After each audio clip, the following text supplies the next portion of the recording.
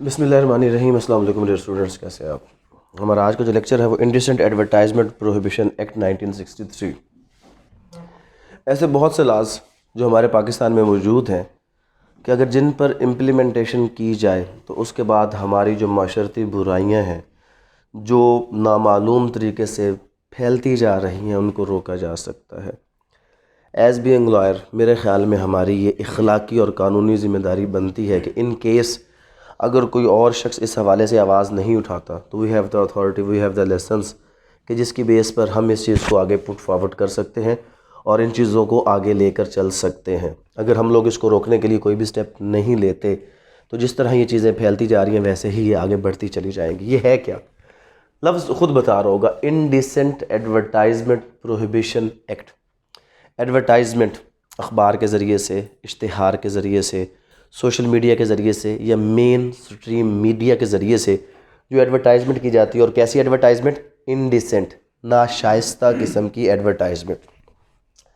Indecent advertisement को किस तरह एक्सप्लेन किया गया कि जब कोई ऐसी चीज़ एडवर्टाइजमेंट के ज़रिए से लोगों तक पहुंचाई जाए कि जो उनको सेक्सुअली इंस्टिगेट करे, इंड्यूस करे, या कोई भी ऐसी चीज़ कि जिसकी वजह से लोग नेगेटिव चीज़ों में इन्वॉल्व हो जाएं, वो इंडिसेंट एडवर्टाइजमेंट है। क्या तमाम जब आप लोग घरों में बैठे होते हैं अपनी बहनों के साथ, अपने बेटियों के साथ, अपने वालिदैन के साथ बैठे होते हैं और सेम टाइम पर जब एक ऐसा ऐड चलता है कि जिसके अंदर जो चीज़ दिखाई जा रही होती है वो इंतहाई इंडिसेंट होती है कि जिसको देखकर वैसे आजकल तो मामला उलट हो चुके हैं, बट सर शर्म से झुक जाना चाहिए। हमें वो फील ही नहीं होता। वैसे तो पहली बात है, फील होगा तो हम उसको इंडिसेंट समझेंगे, बट वो तमाम ऐसे इश्तिहारात, क्या आपको ये नहीं लगता कि जस्ट एक क्या कहते हैं इसका, जो ये बॉडी स्प्रे या इस इश्तिहार के ऊपर अगर ये दिखाया जा रहा है कि जनाब एक मर्द एक बॉडी स्प्रे लगाता है तो लड़कियां सारे अपने काम छोड़कर उसकी दीवानी हो जाती हैं। डोंट यू थिंक ये डिसेंट है? ये इंडिसेंट है, ये इंडिसेंट है।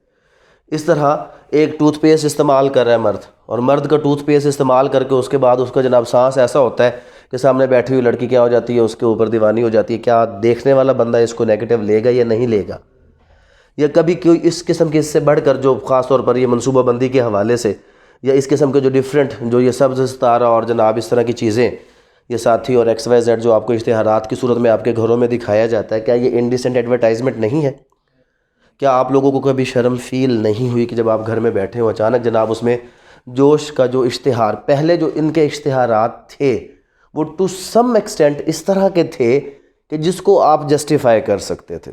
वो इसलिए जस्टिफाई किए जा सकते थे कि वो इश्तिहारात ऐसे थे कि जहाँ पर एक हस्बैंड और वाइफ को दिखाया जाता था, और उसके बाद इस चीज़ को इसलिए दिखाया जाता था कि अगर आपको कोई, पहली बात है वो तो अल्लाह का हक, अल्लाह की ज़िम्मेदारी, अल्लाह ने सारे वादे किए हैं कि जनाब जब आप कोई भी इस किस्म के जो है वो बच्चे आपके पैदा होते हैं तो अल्लाह उसको क्या करता है, खिलाता है, पिलाता है। वो एक अलग चीज़ है, हम इसको इस्लामिक टच को छोड़ देते हैं। पहले टू सम एक्सटेंट उसको आप जस्टिफाई कर सकते थे, क्योंकि अगर वो कोई भी ऐसी चीज़ दिखाई जाती थी तो उसमें बेसिक रिलेशन होता था हस्बैंड एंड वाइफ का। इस तरह के इश्तिहारात बनाए जाते थे कि अगर हस्बैंड और वाइफ कोई मज़ीद बच्चे नहीं चाहते तो उनके पास ये एक चीज़ है कि जिसको इस्तेमाल करके वो इस चीज़ को रोक सकते हैं। बट आजकल जो इस तरह के इश्तिहारात आ रहे हैं, क्या वहाँ पर वो जो रिलेशन दिखाया जाता है वो हस्बैंड और वाइफ का दिखाया जाता है? अब वो हस्बैंड और वाइफ का रिलेशन हरगिज़ नहीं दिखाया जाता। सिंपली जो चीज़ दिखाई जाती है वो प्रमोशन है सेक्सुअल एक्टिविटीज़ के हवाले से कि जनाब आप कुछ भी करें, ये चीज़ आपको इस चीज़ से बचाने के लिए हमेशा मौजूद रहेगी। तो ऐसे तमाम इश्तिहारात कि जिनको देख कर कोई ऐसी सेक्सुअल इंस्टिगेशन होती है या लोग उसके हवाले से, या जो बच्चे हैं वो उसका नेगेटिव मतलब ले सकते हैं, ये सब की सब किस में फॉल करेगी? ये सब की सब इंडिसेंट एडवर्टाइजमेंट है। और ये एक अफेंस, ये कुछ सिविल एक्टिविटी यहाँ पर नहीं होगी। बेसिकली यहाँ पर कंप्लेंट की सूरत में एक क्रिमिनल प्रोसीडिंग होगी, और जो कंप्लेंट किस तरह लॉन्च की जाएगी, जो ASI है उसके पास है कि वो इस कंप्लेंट को लॉन्च करेगा। और लॉन्च किस पे कर सकता है? अपनी ओन इन्फॉर्मेशन पे, या अगर उसको कोई XYZ, यानी कि अगर आप इसमें से किसी भी ऐसे हवाले से इस प्रोसीजर को स्टार्ट करना चाहते हैं तो बड़ा ही सिंपल है उसका तरीकाकार कि किसी भी ऐसी एडवर्टाइजमेंट के हवाले से आप एक दरख्वास्त लिखें और कंसर्न ASI जो भी आपके पुलिस स्टेशन का उसको जाकर आप दें, और इंशाल्लाह आप 100% श्योरिटी के साथ जाएंगे कि कभी भी वो पर्चा नहीं काटेगा, कभी भी वो कंप्लेंट ओरिजिनेट नहीं करेगा। कार्रवाई करवाने के लिए आपको आगे फर्दर जाना पड़ेगा जस्टिस ऑफ पीस के पास, वहाँ से डायरेक्शन लेंगे तो ये मामला आगे चलेगा, नहीं तो मामला आगे नहीं चलेगा। या दूसरा सूरत ये है कि आप डायरेक्टली मजिस्ट्रेट के पास ही जाकर क्या कर दें, इसके हवाले से कंप्लेंट फाइल कर दें अगेंस्ट एनी पर्टिकुलर पर्सन और against any particular company through it's director, कि जनाब ये जो कंपनी जो एडवर्टाइजमेंट कर रही है वो फॉल करती है under indecent advertisement prohibition act, लिहाजा इनके खिलाफ कार्रवाई की जाए। Magistrate of the first class वो इसके आगे फर्दर कॉग्निजेंस लेगा और कॉग्निजेंस लेने के बाद वो इस किस्म की एक्टिविटी को प्रोहिबिट कर सकता है।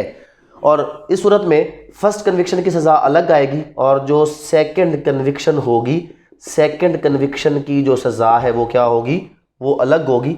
बट इसमें एक ऐसा प्रोविज़न है कि जिसको ऑल दो गवर्नमेंट यूज़ करके ऐसी एडवर्टाइजमेंट्स को जस्टिफाई कर सकती है, बट वो वैलिडेट कर सकती है, जस्टिफाई फिर भी नहीं कर सकती। मतलब अगर गवर्नमेंट किसी चीज़ के हवाले से ये कहे कि नहीं जनाब, क्योंकि इस किस्म की जितनी भी एडवर्टाइजमेंट्स चलती हैं उनके बैक एंड पे क्या है, वो गवर्नमेंट ही तो दे रही होती है, तो गवर्नमेंट उसको कहती है जी हमने परमिट कर दिया। गवर्नमेंट परमिट कर सकती है बट वो इनडिसेंट चीज़ को परमिट नहीं करेगी। अगर आपने ऐसी किसी चीज़ को परमिट करना है तो उसको उस रिलेशनशिप के अंदर परमिट कर सकते हैं, आउट ऑफ द रिलेशनशिप जाकर उसको परमिट करने की इजाज़त किसी भी सूरत किसी भी शख्स को नहीं दी जा सकती। ये इस लॉ का बेसिक ऑब्जेक्ट, बेसिक मकसद था कि जो इसके साथ, और ये चीज़ आजकल इंतहाई ज़्यादा कॉमन हो चुकी है। जितने भी आप इश्तिहारात देख लें वो सब के सब इश्तिहारात, मुझे याद है कि जब हम लोग 9th 10th क्लास में थे तो शायद ड्रामे का नाम था छोटी सी गुड़िया, एक ड्रामा लगा था और जस्ट उसमें ये दिखाया गया था कि किसी फीमेल ने सिगरेट पिया था या शायद जीन्स की पैंट पहनी थी। उस ड्रामे के ऊपर सेंसर बोर्ड ने पाबंदी लगा दी थी और दोबारा वो ड्रामा नहीं चला। आजकल क्या चल रहा है, आजकल तो सिगरेट छोड़ें शराब तक पीता हुआ उसको दिखाया जाता है, जो ड्रेसिंग दिखाई जाती है वो। और मौजूदा हमारे जो ड्रामे जिस तरफ, मैं एडवर्टाइजमेंट से हट के बात करूँ, जिस तरफ हमारे बच्चों को लेकर जा रहे हैं, हर ड्रामे में अजीब बकवासियात है। ससुर का बहू के साथ रिलेशन या भाभी का देवर के साथ रिलेशन, इन चीज़ों को ऐसा प्रमोट किया जा रहा है कि हमें समझ ही नहीं आ रही कि हमारे साथ हो क्या रहा है। और एक इंतहाई अच्छा करैक्टर पोर्ट्रेट किया जाएगा, इंतहाई अच्छा करैक्टर, जो पूरे के पूरे ड्रामे का क्या होगा, वो एक मरकज़ी रोल होगा, एक रोल मॉडल बन के बड़ा सॉफ्ट करैक्टर उसको पोज करने के बाद उस सॉफ्ट करैक्टर से कोई गलत बात करवाई जाएगी कि जो आपके जहन को ब्रेन वॉश कर दे। ये एक नया तरीकाकार है कि किसी अम्मा जी को बहुत सॉफ्ट बनाकर उसको ऐसा काइंड हार्टेड बनाया जाएगा और उसके ज़रिए से कोई बात नहीं, अगर बेटी अपना फलां किसी के साथ जाती भी है तो कुछ नहीं है, तो एक गलत बात को एक अच्छे करैक्टर से वैलिडेट करवाया जाता है। ये तो हम इन चीज़ों की समझ है ही नहीं, वो अलग बात है। बट हम सिर्फ इसके गिर्द रहते हैं कि अगर आप लोगों में से कोई बंदा, जैसे मैं आपको हमेशा कहता हूँ कि मरना तो है सबने, अल्लाह को मुंह तो दिखाना है, तो कोई एक आध ऐसा काम लेकर चले जाके जहाँ पे कम अज़ कम हम फ़ख्र के साथ अल्लाह ताला को कह सके कि अल्लाह ताला ये काम मैं अपनी ज़िंदगी में करके आया था। तो और कुछ नहीं कर सकते तो एटलीस्ट कोई 2-4 इनडिसेंट एडवर्टाइजमेंट्स जो ऐसी हैं, आप उसके ख़िलाफ़ एक्शन लेना शुरू करें। आपके पास लाइसेंस है, लाइसेंस होल्डर, आपने क्या करना है, सिर्फ परसू करना है, सीखेंगे भी सही और मुआशरे में जो बेहतरी है उसका भी आप लोग सबब बनेंगे। तो लॉ क्या कहता है, इसका नाम क्या है जनाब, ये लॉ कहलाएगा इंडिसेंट एडवर्टाइजमेंट प्रोहिबिशन एक्ट है। और उसके बाद इसकी डेफिनेशन क्या है जी, एडवर्टाइजमेंट कहता है इंक्लूड्स एनी नोटिस, सर्कुलर और अदर डॉक्यूमेंट। इसमें नोटिस भी आ जाएंगे एडवर्टाइजमेंट में, डेफिनेशन क्लास की अगर हम बात करें, नोटिस भी आ जाएंगे, सर्कुलर भी आ जाएंगे और अदर एडवर्टाइजमेंट भी आ जाएगी। लेकिन एक चीज़ को उसने एग्जेम्प्ट किया है, साथ इसको ये लिखा है कि अगर किसी भी नोटिस को, सर्कुलर को या अदर एडवर्टाइजमेंट जिसमें ये वीडियोस वगैरह आती है, जिस भी तरीके से थ्रू लाइट, या मतलब कहते हैं थ्रू लाइट कैसे होता है, जो बेसिकली आपकी कम्युनिकेशन आपकी ये टीवी चैनल्स वगैरह पे आ रही है, थ्रू क्या है, लाइट कम्युनिकेशन ही तो है, और कौन सी कम्युनिकेशन है। बट यहाँ पर इसने कहा कि जो इसमें बट डज नॉट इंक्लूड है जनाब any trade circular, does not include any trade circular. लेकिन ये कैसे ट्रेड सर्कुलर है, जो कि मेडिकल जो फैक्ट्रीज होती हैं वो इशू करती हैं, क्योंकि जो मेडिकल की सर्टन मेडिसन होती हैं वो होती, लेकिन वो मेडिसन अगर हो जो इस पर, जैसे वो अक्सर जो है वो प्रेगनेंसी की वो उसके हवाले से वो जो देते हैं, तो उसके लिए नहीं, काउंटर की बात नहीं कर रहे, वो तो गलत चीज़ है। जो प्रेगनेंसी के लिए वो एक शो करते हैं जिसमें वो प्रॉपर वो पिक दे देते हैं कि जनाब ये बच्चा उसमें पेट में दिखाया जाता है या कोई ऐसी चीज़, वो इस किस्म की चीज़ कह रहा है कि ये इसमें शामिल नहीं है। लेकिन वो भी उस सूरत में है कि trade circular issued by the manufacturer of drugs to medical practitioners, सिर्फ मेडिकल प्रैक्टिशनर को अगर जाके वो चीज़ देते हैं, अगर उसको भी वो सोशल मीडिया के ऊपर वो चीज़ें दिखाते हैं तो वो गलत है। सिर्फ जस्टिफाइड तब है अगर वो कोई अपना सर्कुलर बना के किसी डॉक्टर को जाकर देता है। आप अक्सर डॉक्टर्स के क्लिनिक पर जाएं तो वहाँ पर जो तस्वीरें लगी हुई होती हैं वो तस्वीरें नॉर्मली इंडिसेंट ही होती हैं, बट वो इंडिसेंट तस्वीरें इनफैक्ट वहाँ पर किसी को समझाने के लिए उस हद तक वो उसको अलाउ किया गया है। उससे हटकर ये जो एडवर्टाइजमेंट है ऐसी किसी भी किस्म की कि जो on any house, building, wall, published in any newspaper, periodical or any announcement made orally or by any means of producing or transmitting light or sound, तो किसी भी तरीके से जब आप कोई भी ऐसी एडवर्टाइजमेंट, अभी तक इंडिसेंट की बात नहीं कर रहे, अभी तक बात कर रहे हैं कि एडवर्टाइजमेंट क्या है। एडवर्टाइजमेंट क्या है? किसी भी नोटिस, सर्कुलर या अदर एडवर्टाइजमेंट को किसी भी वॉल के ऊपर, बिल्डिंग के ऊपर या किसी भी न्यूज़पेपर, किसी भी वॉल के ऊपर, किसी भी बिल्डिंग के ऊपर या किसी भी न्यूज़पेपर के ऊपर क्या करना, किसी भी न्यूज़पेपर के ऊपर आप उसको एडवर्टाइज करना ताकि लोग उसको देखें। तो ये क्या है? ये एडवर्टाइजमेंट है। और अगर इंडिसेंट एडवर्टाइजमेंट की बात करें तो दूसरी बी डेफिनेशन इंडिसेंट है, includes whatsoever may amount to an incentive to sensuality and excitement of impure thoughts. तो एक्साइटमेंट ऑफ इम्प्योर थाट्स है बेसिकली जो इंडिसेंट का लफ्ज है, इंडिसेंट का लफ्ज है एक्साइटमेंट। ये लफ्ज का मतलब बहुत बड़ा बन जाएगा ना, एक्साइटमेंट ऑफ इम्प्योर थॉट्स।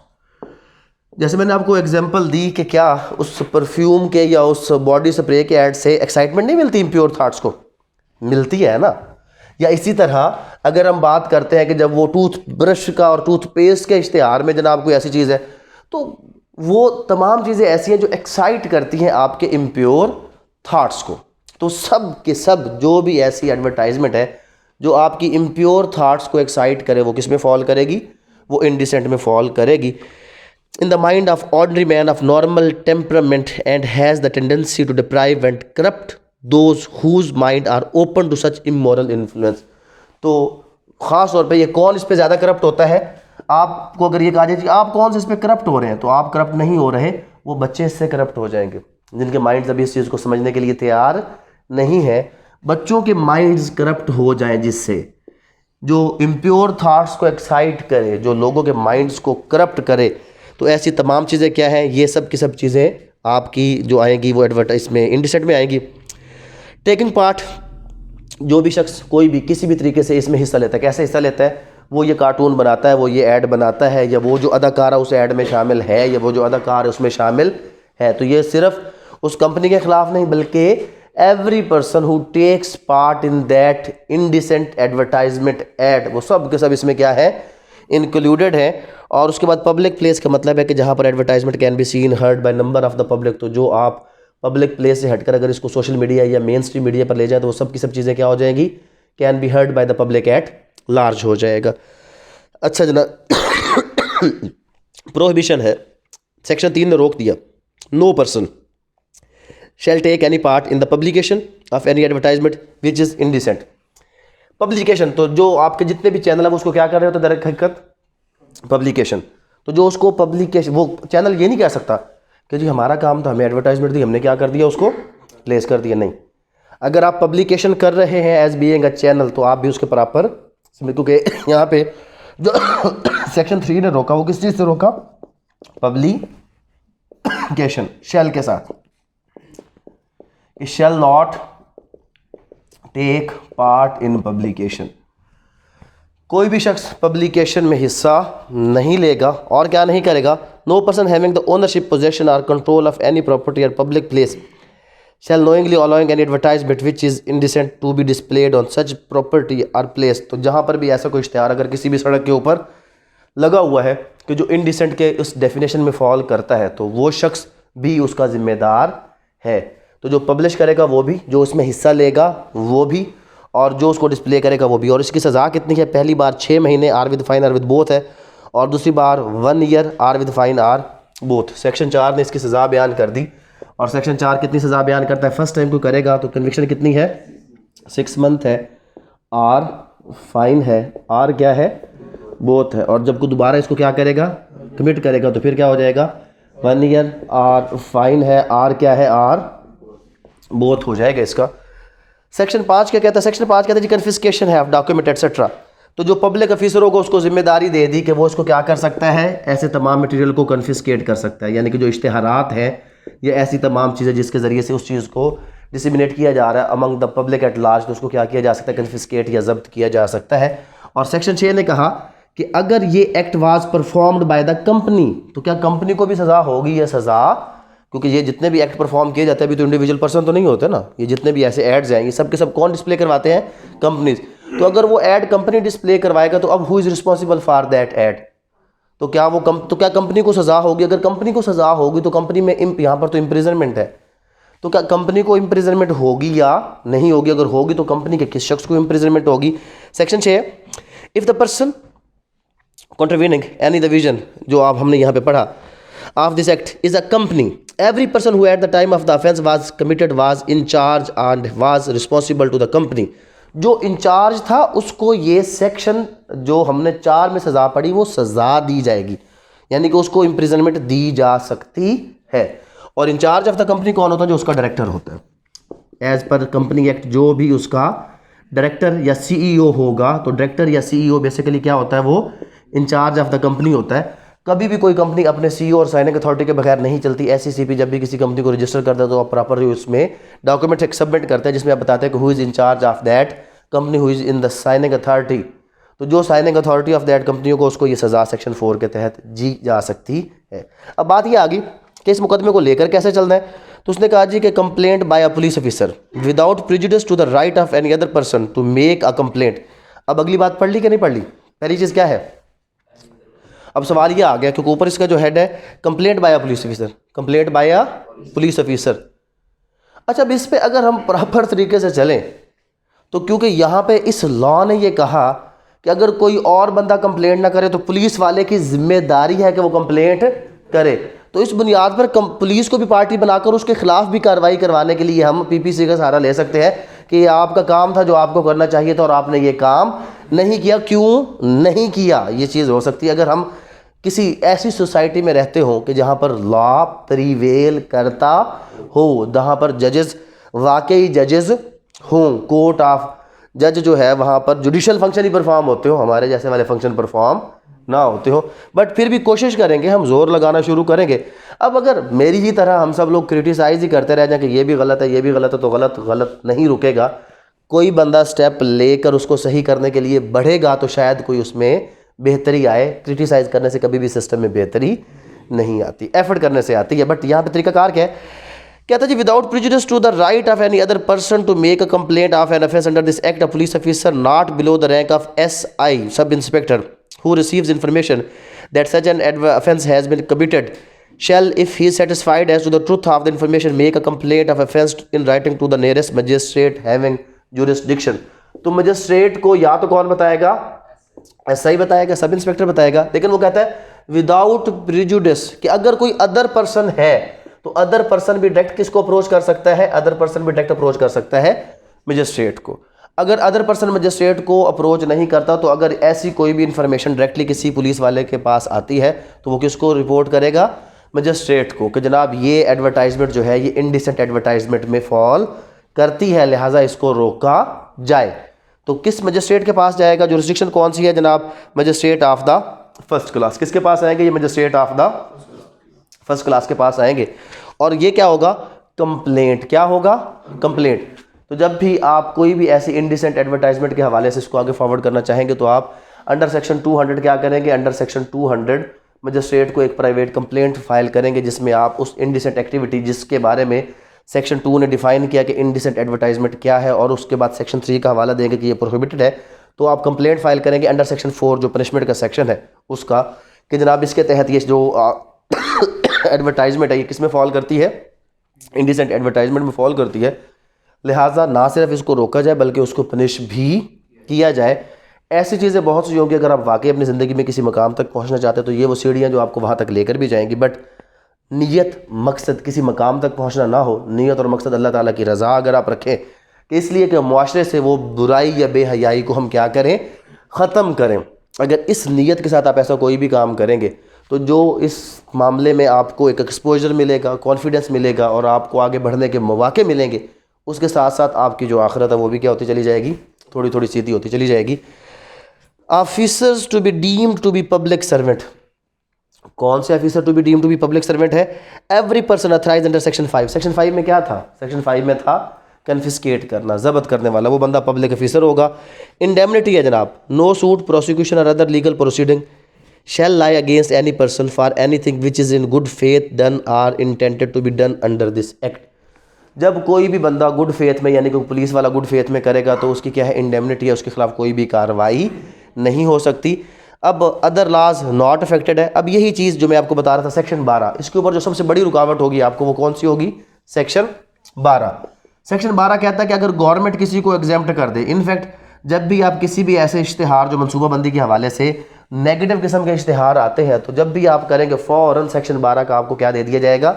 हवाला दे दिया जाएगा और कहा जाएगा जनाब, if in the opinion of the central government public interest so requires, क्योंकि पब्लिक इंटरेस्ट है कि बच्चे क्या होने चाहिए, जो एक हमारा माइंड सेट है कि बच्चे क्या होने चाहिए? कम होने चाहिए, तो ये पब्लिक इंटरेस्ट में इसको समझा जाता है।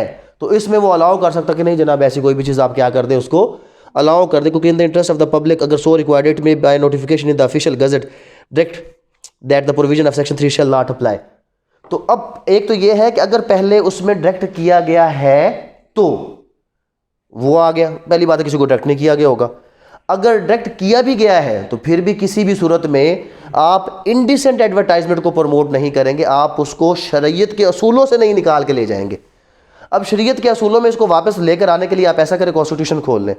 पहले ये इसके 2 सेक्शन पढ़े, फिर इसको कॉन्स्टिट्यूशन के साथ मैं जाके जोड़ता हूँ ताकि आपको पता चले कि इसमें शरीयत आएगी या नहीं आएगी। वो कहाँ पर आएगी वो मैं आपको समझाता हूँ। अच्छा जनाब, or to relation of the advertisement हो गया और उसके बाद पावर टू मेक रूल्स है, सेंट्रल गवर्नमेंट रूल बनाएगी। और इससे पहले जो एक कानून था 1941 का, उसको क्या कर दिया गया? उसको रिपील कर दिया गया।